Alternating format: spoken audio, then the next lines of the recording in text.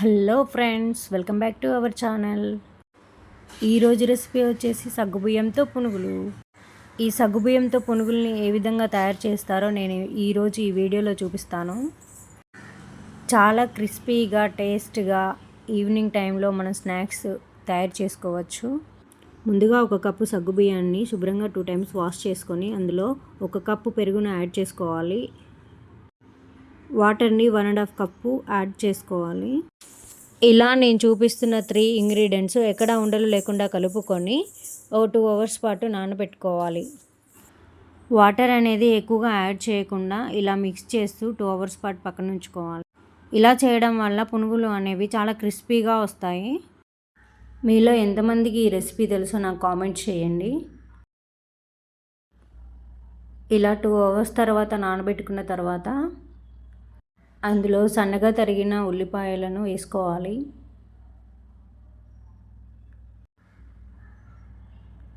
ఉల్లిపాయలంతా ఒకసారి ఇలా ఈ విధంగా కలుపుకోవాలి.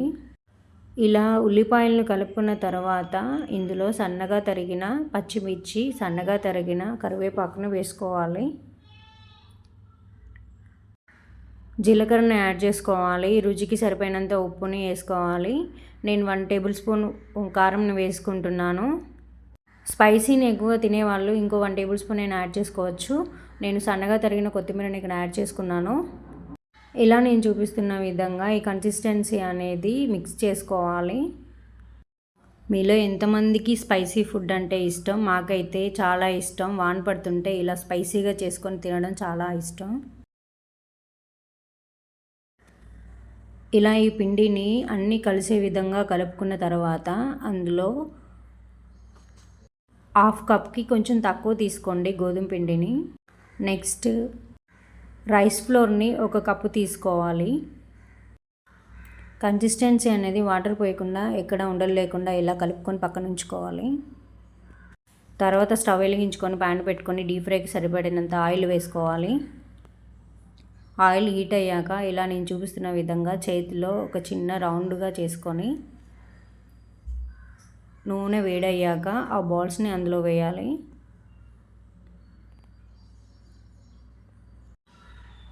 ఇలా 1 బై 1 వేస్తూ ఉండాలి.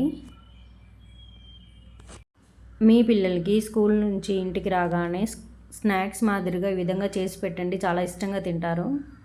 చాలా ఈజీ ప్రాసెస్ కూడా. నాకైతే ఈ పునుగులు టమాటా కెచప్తో తినడం అంటే చాలా ఇష్టం. మీరు కూడా ఒకసారి ట్రై చేసి మీ పిల్లలకి పెట్టండి. వాళ్ళు చాలా ఇష్టంగా తింటారు.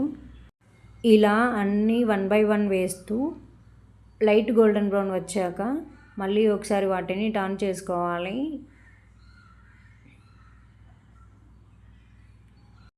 ఇలా 2 వైపులా పునుగులను బ్రౌన్ కలర్ వచ్చే విధంగా ఉంచుకోవాలి.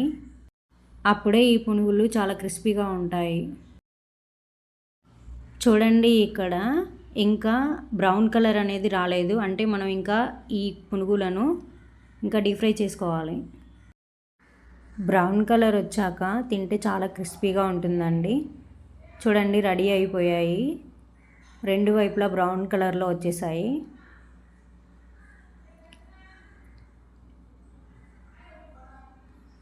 వర్షాకాలంలో ఇలాంటి స్నాక్స్ తింటూ చాలా ఎంజాయ్ చేయొచ్చు.